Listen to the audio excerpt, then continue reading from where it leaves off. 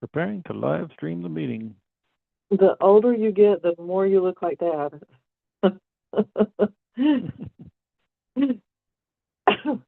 Okay, so we are, I think we're streaming. So, hey, folks, this is Andrew Bennett, my sister Dana Kaywood, and this is our delayed episode of Sibling Rivalry. First things first, we need you to go out there and click like and subscribe and all that kind of stuff with your little fingers, tap or click or whatever you need to do, because we need to get to at least 100 subscribers, because there's some functionality we get over that limit. Dana, why don't you take it away and tell the glorious audience what we're going to be talking about today. Yeah, so today we're going to be talking about campaign finance for, specifically we looked into stuff for the last election cycle, but we have found all kinds of interesting historical information. We have found that really the problem of campaign finance is a multifaceted problem. There's not just one part that is broken. It's broken, as Drew said, in a million little pieces. And so we're going to talk about that. One thing that I found was across board, it doesn't really matter what side of the political aisle that you're on, pretty much everything read the same. And so everywhere I read is admitting there's problems. Everywhere I read is admitting that the people who are running for office are taking advantage, rightly so, I guess, of the way the laws are currently set up. And so Drew and I have found some things that we think you'll find interesting.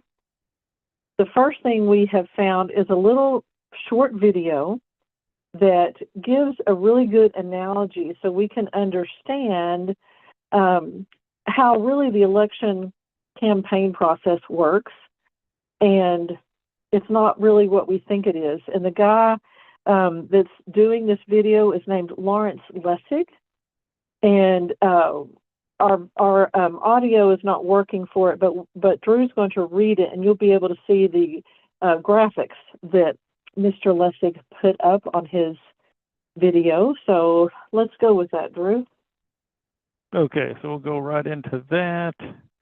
I think this is the screen I need to share, and we're right here. Got my control bar in the way, and it's running, so I'm going to back it up. So I'll put a link to this down in the notes, and I encourage you to go out and watch the whole thing. And you can see right here, this was 12 years ago. This is not something, this is 3 presidential election cycles ago. And it was already really bad when he's talking about this. So, okay, onward and upward. Once upon a time, there was a place called Lesterland. Now, Lesterland looks a lot like the United States. Like the United States, it has about 311 million people. And of that 311 million people, it turns out about 144,000 are called Lester. Now, if Matt's in the audience, I just borrowed that. I'll return it in a second. This character from your series. So 144,000 are called Lester, which means about 0.05% is named Lester. Now, Lesters and Lesterlands have this extraordinary power. There are 2 elections every election cycle in Lesterland. One is called the general election. The other is called the Lester election. And in the general election, it's the citizens who get to vote, but in the Lester election, it's the Lesters who get to vote. And here's the trick. In order to run in the general election, you must do extremely well in the Lester election. You don't necessarily have to win, but you must do extremely well. Now, what can we say about democracy in Lesterland? We can say, number one, as the Supreme Court said in Citizens United, the people have the ultimate influence over elected officials, because after all, there is a general election, but only after the Lesters have had their way with the candidates who wish to run in the general election. And number two, obviously, this dependence upon the Lesters is going to produce a subtle, understated, we could say camouflage bending to keep the Lesters happy. Okay, so we have democracy, no doubt, but it's dependent upon the Lesters and dependent upon the people. It has competing dependencies. We could say conflicting dependencies, depending on who the Lesters are. Okay, that's Lesterland. Now, there are three things I want you to see that I've described about Lesterland. Number one, the United States is Lesterland. The United States is Lesterland. The United States also looks like this, also has two elections. One we call the general election, and the second we should call the money election. In the general election, it's the citizens who get to vote if you're over 18, and in some states if you have an ID. In the money election, it's the funders who get to vote. The funders who get to vote, just like in Lesterland. The trick is to run in the general election, you must do extremely well in the money election. Okay, so I think that's about the point where we decided we were going to let it go. So this is video's 18 minutes. It is well worth your time to take that 18 minutes and watch the whole thing. So let's see here. Are we back to the, am I screen sharing anymore, or is it back to you and me? You're still screen sharing. Okay, how do I stop screen? Oh, stop share. Click on stop share. How will that be? Yes, I'm all technical now.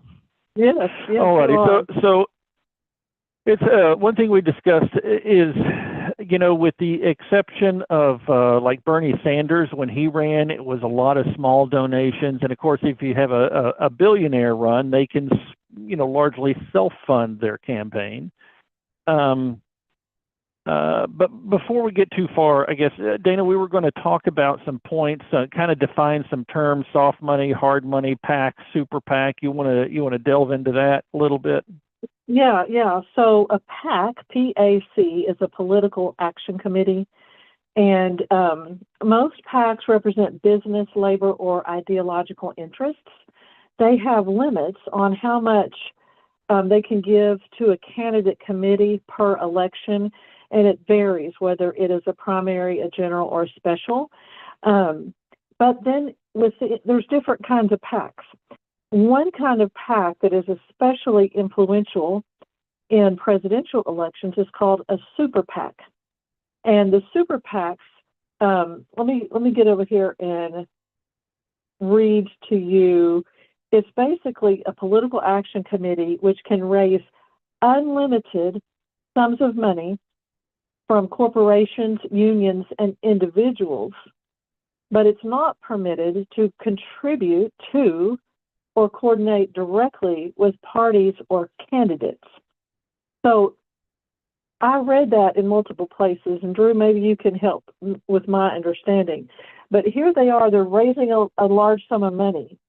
But the other half of the definition is they're not permitted to contribute directly to parties or candidates. Right.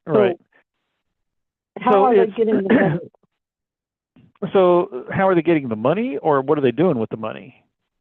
Well, we can go into what they're doing with the money, but the way that definition reads is they can raise unlimited sums of money. That's part one of the definition. Part two is, but they're not permitted to contribute to or coordinate directly with parties or candidates. Right. So it's like, go ahead. So it's very, in my ever so humble opinion, because I am ever so humble, it's a bunch of BS. Because the idea that this PAC that really supports this candidate, they don't have to coordinate with the campaign. The law says they can't coordinate with the campaign. They don't really have to coordinate with the campaign because their interests are aligned. You know, what this candidate is saying they want to do and what the political action committee wants to happen are the same thing. So they don't have to have close coordination to be coordinated. And then you brought up this practice of what's called red boxing. So if you go to a lot of campaign websites, they'll have a box on their website or in some of their material, and it'll say something like, you know, what everyone should know, and it'll basically bring up the themes that essentially, if you're a PAC or a super PAC, these are the themes that we want blown up, that we want to have in the media, that we want expounded upon. So it's not like they're writing a memo from candidate X to super PAC Y, let's do this and this, but there's a box in their campaign material that says, if you happen to be reading this, this is the important stuff. Why don't you focus on that? And so these rules about coordination are virtually never enforced, because they're hard to prove, right? Because, like I said, the interests are aligned. So it's like, oh, well, we're doing this because this is our interest. And the politicians going, well, they're doing that because that's their interest, but this is my interest. The interests just happen to be the same thing. So it's very difficult to get that off. Now, I want to bring in just the ruling that allowed these super PACs to raise unlimited amounts of money was the Citizens United decision from the Supreme Court. It was a decision from the conservatives on the Supreme Court that allowed this money to explode like this. Now, the money was insane before this. I don't know what's past insane. What's past insane? Just completely crazy. And so, yeah, bizarre. Now you've got a situation where you had Elon Musk pour $350 million into the presidential reelection campaign. And just the amount of money in these campaigns, just like in the Lesterland scenario, it keeps more normal voices from being heard. Anyway, I've talked too long, Dana. You pick it up and go from there and tell me what you so think. One of the things, even in what we just said, and Drew has alluded to it a bit, and that is, years ago, it was more of everyday people, I guess you could say, that ran for president and high political offices. Now, a lot of the people in these political offices are wealthy in and of themselves. And that's not just President Trump. There are lots of senators and so forth and so on, former presidents. A lot of people are very wealthy, and they don't represent the common American, you and me, in that regard, in regard to, they don't know what it's like to, have enough money to worry about enough money to pay their water bill, or, trying to balance their health insurance. So they're very different, and I think they have been for decades. I don't think this is something new, but it has exploded. Right. Yeah. So it's if you remember back when we were kids, you're a little bit older than me, but not that much. Of course, we weren't filing tax returns when we were kids, but some of the first tax returns I filed, I remember down at the very bottom, there was a little box, and you could check that box, and you could basically it was for you could pay $2 extra, and that would go towards public funding of campaigns. And that's not on the tax forms anymore. People may or may not have heard me say in the past that I think Bill Clinton was the worst thing to ever happen to the Democratic Party. And one of the key reasons for that is he blew by all the fundraising restrictions so far that he didn't need to use the public funding, and so that it really, that little $2 thing went away after I think the first Clinton administration. I don't think it was there even under the second Clinton term, and so that's it was probably big money before that, but it's just gotten worse and worse and worse over time. And so the question is, what can we do about it? And as far as the average ordinary person, I'm not sure what we can do about it other than be a voice that it's a problem and try to influence our congressmen, senators, president, and all that kind of stuff. But what should we encourage them to do? What do you think? Like I said, there's not one magic bullet. Right. I think there's a bunch of different things that need to happen. But what do you think are some of them? So I think we need to identify, we being not me, but our representatives, need to identify really as many aspects of the problem as they can. One of the things Drew and I talked about before we started recording is I found out, some information about how much Harris and how much Trump spent on various things during their campaign. In the 2024 election, Harris raised $1.5 billion in just a 1 month period of time, from October 25 to November 25. The Harris campaign raised $160 million and spent $277 million. Out of that, they paid $1 million to Oprah Winfrey's production company.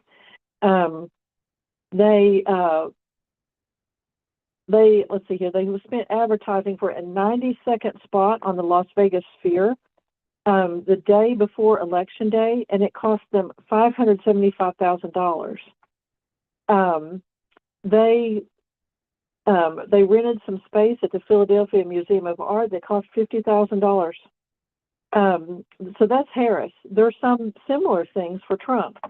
From October 25 to November 25, Trump's campaign brought in $87 million and spent $113 million. Both parties, pretty much the majority of the money that they spent was on advertising, television, online ads in particular. It is worth noting that out of all of the elections so far, this past presidential election was the most expensive in U.S. history.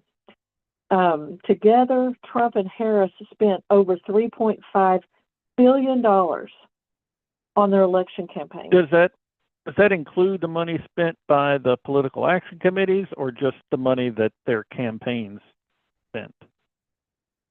As far as I understood it, because I found that information on various websites, but that's just how much the campaign spent. Right. That's my understanding. So let me ask you this. You go. I'm sorry. You go ahead and. Well, I mean, I'm just looking at it. It just blows my mind. The Harris campaign spent much more than Trump on directly contacting voters, reportedly spending a combined $25.4 million on text messages. I mean, and it's I'm not just picking on Harris. They both have similar things. So Trump let me go ahead. Let me ask you this: should there be some sort of spending limits? But let me back up. Let's go back to the political action thing. So my guess is that if you added the political action committee numbers, PAC or super PAC, into those numbers, my guess is the number doubles or more than doubles. So should there be some sort of like a blackout period before elections, like 3 months before the elections, PACs and super PACs can't be spending money on media? Should we have some sort of blackout period like that? But here's the question, Drew. How will you and I know what's going on and what people's platforms are, or what their viewpoints are on different things, if it wasn't for that? If it wasn't for them spending the money on these things, the common person. Really? I mean, during election cycles, you're virtually bombarded, ads on TV, ads on social media, ads on radio. You think you can't cut some of that down and people still be aware of what the issues are? No, I agree with you. It can be cut down. It should be cut down. And the other thing is Well, that's what I said. That was the question. okay. Should there be a limit? And you were like, no, we have to be informed. I was meaning I don't agree with the 3 months blackout thing. Oh, okay. But here's the thing: are these vendors, the people that are vendors for events, for campaigns, or Facebook, or whatever advertising medium they're using, are they charging extra? Are they tripling their fees because of what it is, and they want the money? So is it all a political problem, or is part of the problem that capitalism? Yeah. I mean, I'm sure supply and demand plays in there, because you've got regular companies who still want to advertise. I'm sure a lot of them realize, hey, the media is going to be kind of clogged during election season. I'm sure a lot of them back off. But I'm sure supply and demand does play a role there. I don't know how you fix that. I mean, if you had a PAC or super PAC, when I said a blackout period, I didn't mean from the campaign itself. I just meant from the PACs and the super PACs, so that, leading up to the campaign, all you had was the campaign, put messages out, as opposed to every Tom, Dick, and Harry, so to speak.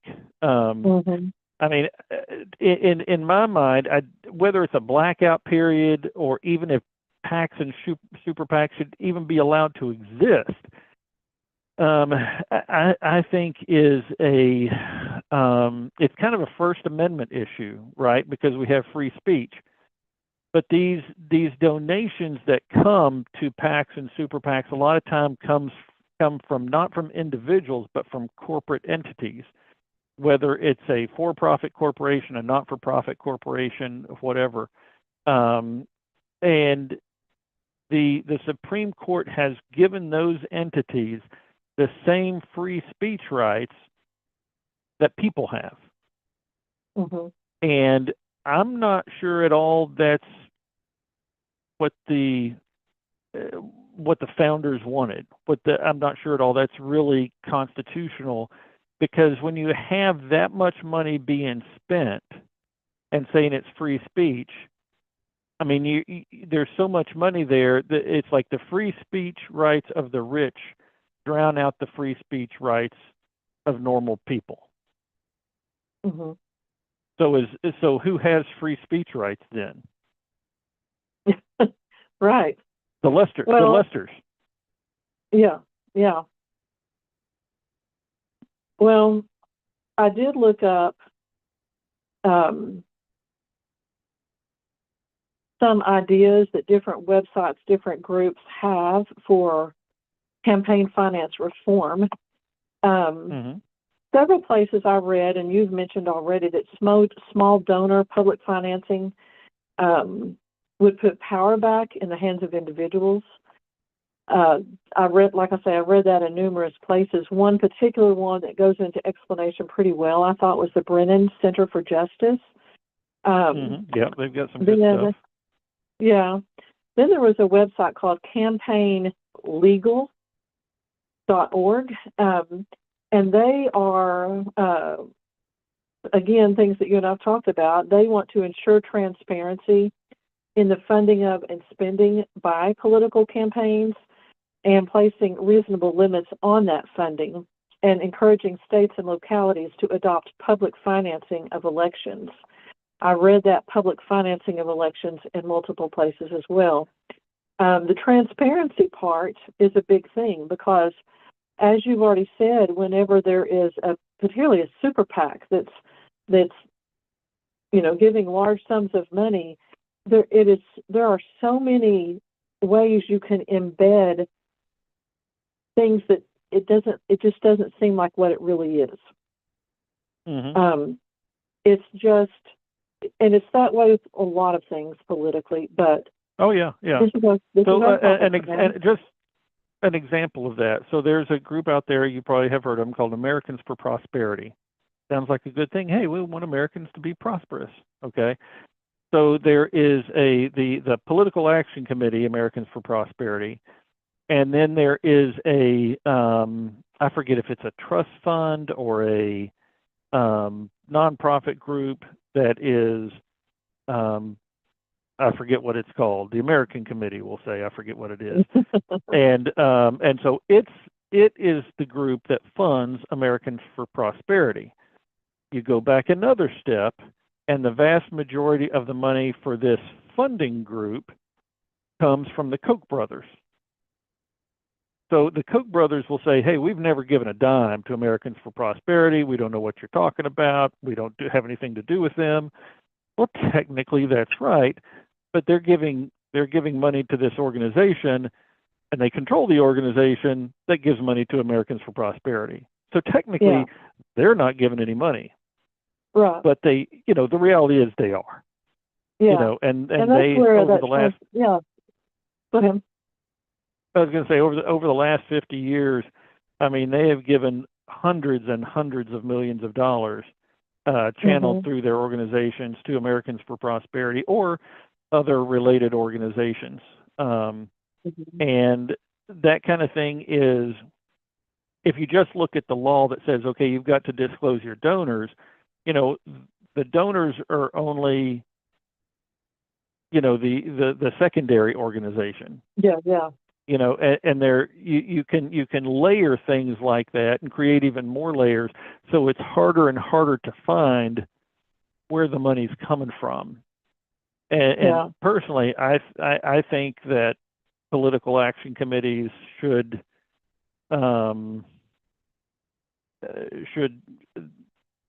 there shouldn't be a super PAC shouldn't be allowed. We should just cross those off. You don't get to give unlimited amounts of money to spend on these things. So I would just say super PACs are gone, and even with political action committees, I personally would support, a 3-month block out of them spending money on media before an election, so that the campaign itself, hopefully with more limited funding, is having to make really good management decisions on what it's spending on. I mean, in my opinion, one of the things you want to see during a campaign, okay, this person wants to be the chief administrator for the company, the country. They want to be the top dog executive. So let's see how well they manage their assets. And and so if you limit cut out the super PACs, limit the PACs, and so that the campaign itself is really front and center, then you can see how well, if they're not going to manage their campaign well, are they going to manage the country well? So do you think, in general, any given presidential campaign, and maybe at a lesser level other campaigns, should have limits on what they spend?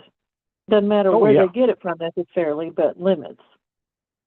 I think there should be limits on donations and on how much they can spend too. That would be great. So one of the things we talked about before we got on here, when you and I were just on the phone, is there's nothing wrong with being rich and being able to donate money to a campaign or a charity of your choice or whatever. It's just when they are using it, as the guy in the video was saying, to control and manipulate. And they do use it to control and manipulate. I mean, right. Right. And when you're doing it politically, it's one thing if you decide you're going to give your money to your church, and you do know that when you give your money to your church, it's going to affect, what kind of ministries you have. That's just the nature of it.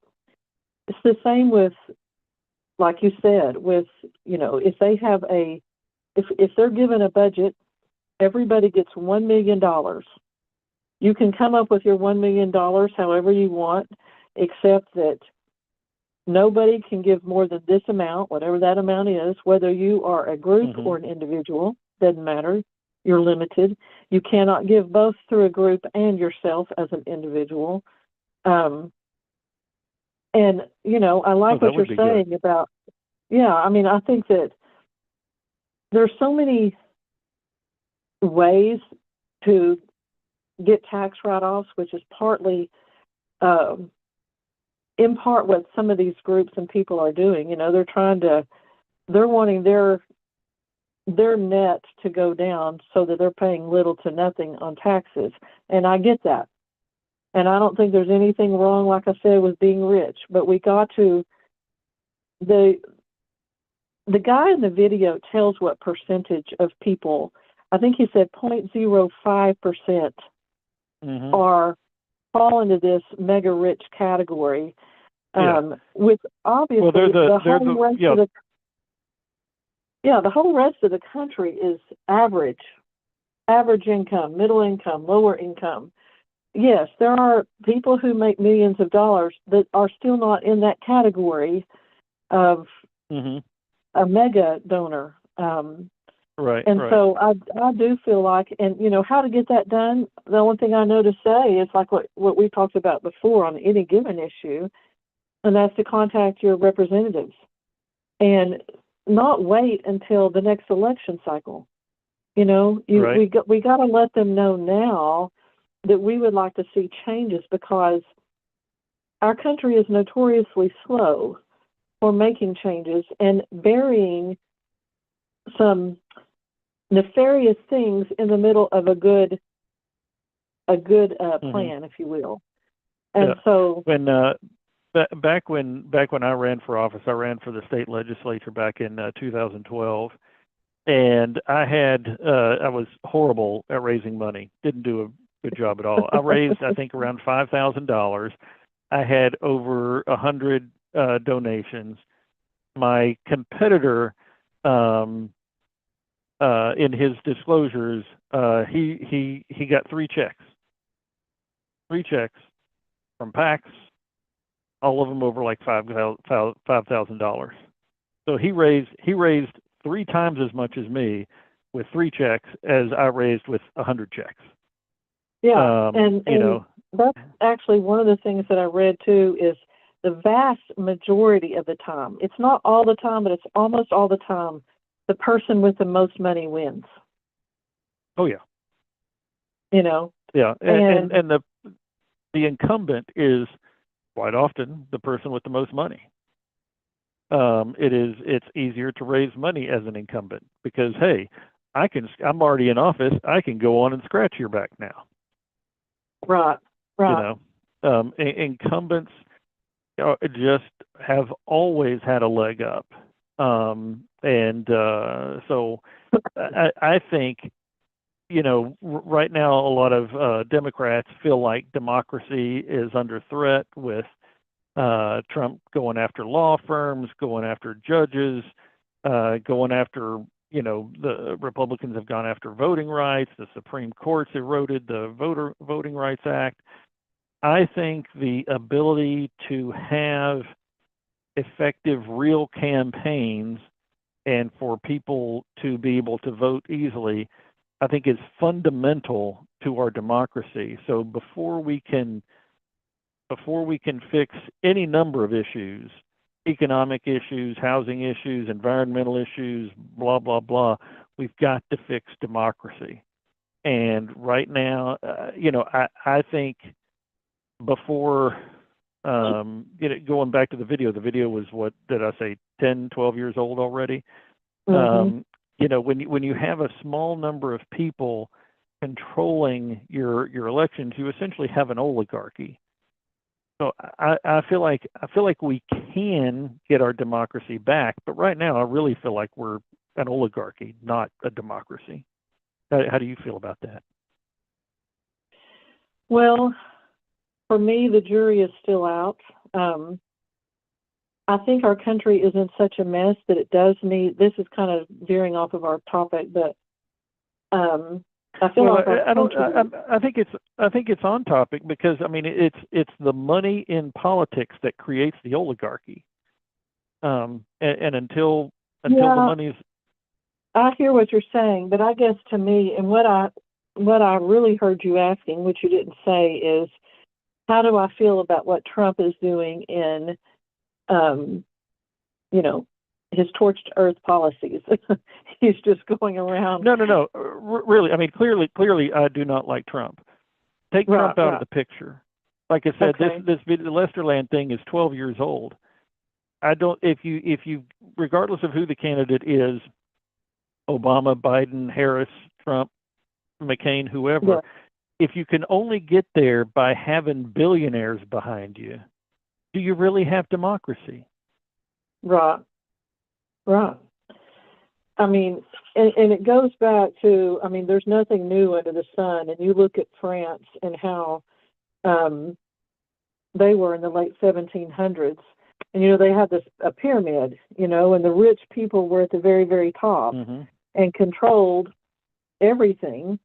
And the majority of the people, obviously, are at the wide part of the triangle at the bottom. And it did not bode well for France. They had a lot of problems.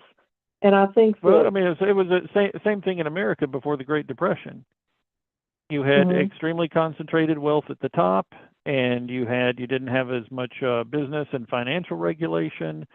You had consumer debt. Actually, they didn't have credit cards and stuff like we have now, but there was more consumer debt at that point than there had been, previously. So, I mean, it's not just France. I mean, the same thing happened in America, and everything came crashing down. Yeah, and I think that in terms of revitalizing the democracy, yes, campaign reform is one big step. Trying to get the amount of money that is being spent modified, modulated, trying to, whether you call it a super PAC or special interest, I mean, it's kind of the same thing. And at what point do you say, okay, we have enough special interests that we're vying for that are wanting to be heard by me, that I'm running for office, and I'm, like you said earlier, that we're scratching each other's back. At what point is that, you get the basic idea of why a PAC or a special interest group can be helpful, but when they're to the point of controlling, and which is where we've been for decades. Right. Right. There's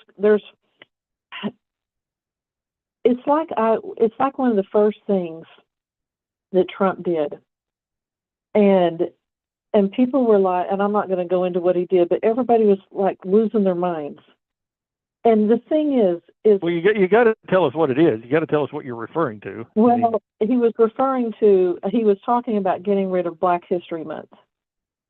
And I have no idea how much money the federal government is spending on Black History Month. But here's the deal. You should be nice to people no matter what their skin color is, and it should not have to be that we have something coming down from our government telling us to be nice to Black people. We should be nice to them.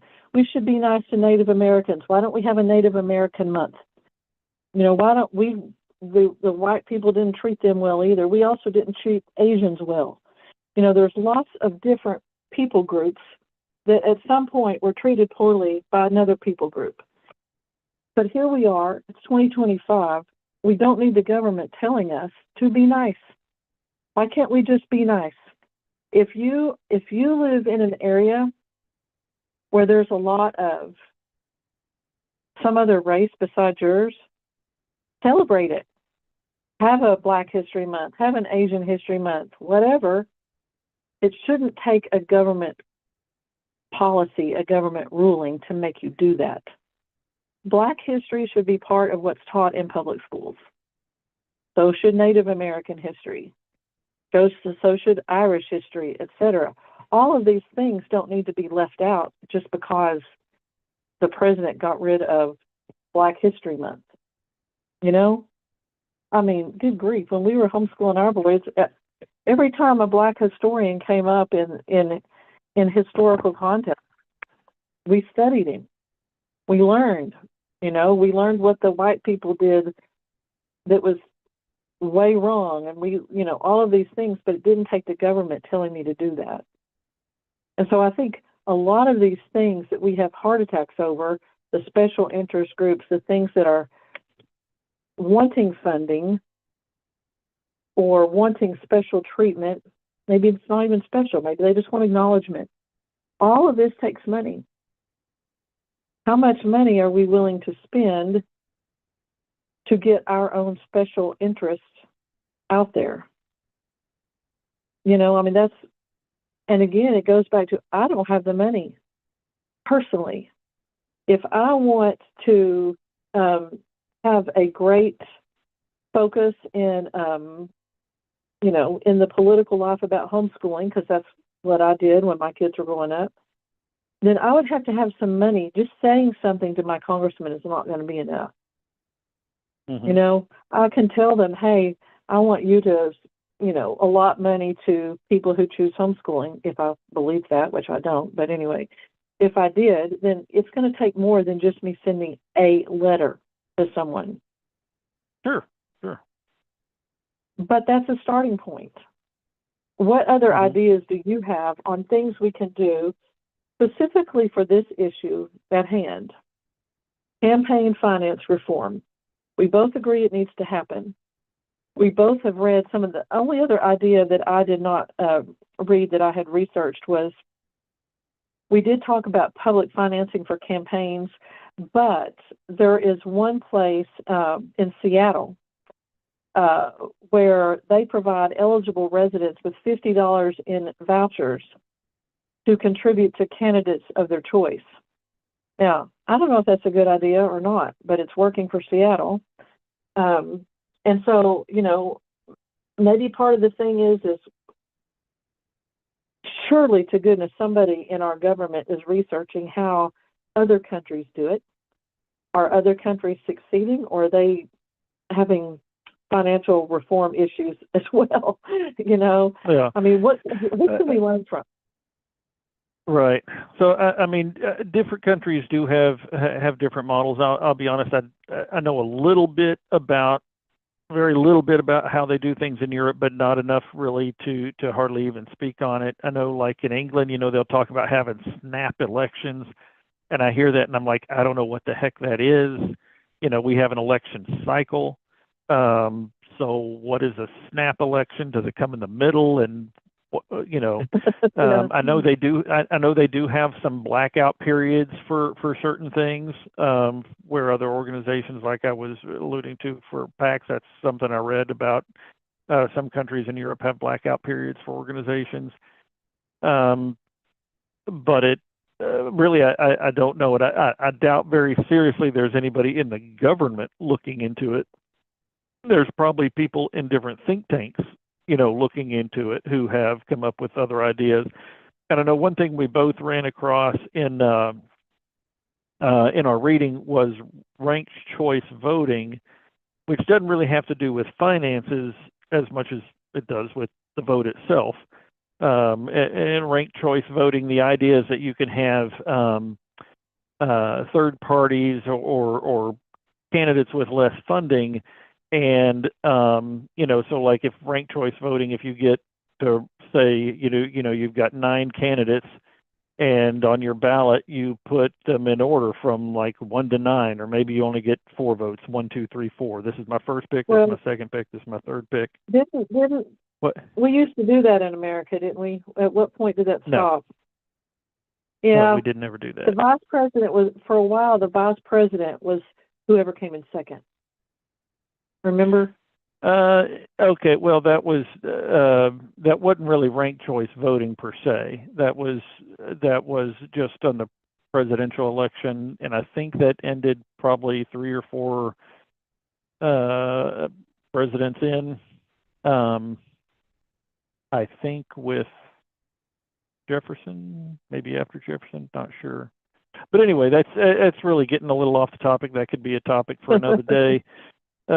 We are approaching an hour that we've been talking about this issue. I hope we're going to post that video and then some other sources in the notes.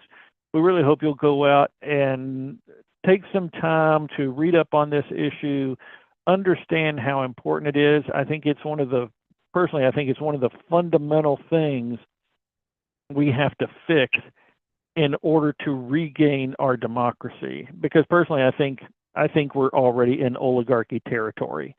I think when you've got a ruling moneyed class that funds the elections and you only get to vote for the candidates they fund, I think I think you've already lost a huge chunk of what a democracy is supposed to be. So that's my Well, 2 and in your cents. example, yeah, and in your example, even that happens locally. So, one last question before we Sure. end. Have you seen the TV show Designated Survivor? Oh, hello. Sorry. Yes, I have seen that. Designated Survivor. Kiefer Sutherland is the president, and Yeah. he was, So we watched it a Secretary few of years Housing and Urban. Yeah. Yeah, go ahead. So we watched it a few years ago, and we're rewatching the series now. And you're right. He plays the character that becomes the president, but before that he was over housing, and Yeah. and he's an independent. But watching him is like every president needs to watch that show. Of course, it's obviously fiction, but Right. he takes such a balanced and honest approach. I mean, he'll do things over and over on the show that show he's more concerned for the American people than he is for himself and any special interest groups. Anyway, it's just Well, when you're a fictional character, you have that luxury. yes, exactly. But they could learn. They should watch that show and learn. Oh yeah, Anyway. yeah. I mean, it's I have said before. I do think that America's gift to the world is American style democracy. I think we're losing it. I think we can get it back. But it's going to take some hard work, and it's going to take people from both sides working in good faith with each other to create solutions. And right now we don't have that. So we've got to get back to where we can have both sides negotiating in good faith, and we're not there right now. So anyway, no, yeah. Okie doke. Well, thank you all for watching, and if you waited clear to the end, please put a comment in here so we'll know how far into it people are watching. We would love to have your feedback, and we would love for you to like and follow us on Facebook and YouTube. Thank you. All righty. Let's see here.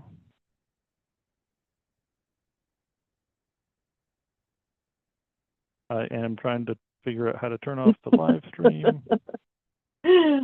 Oh my goodness. I think it's up there with the word YouTube.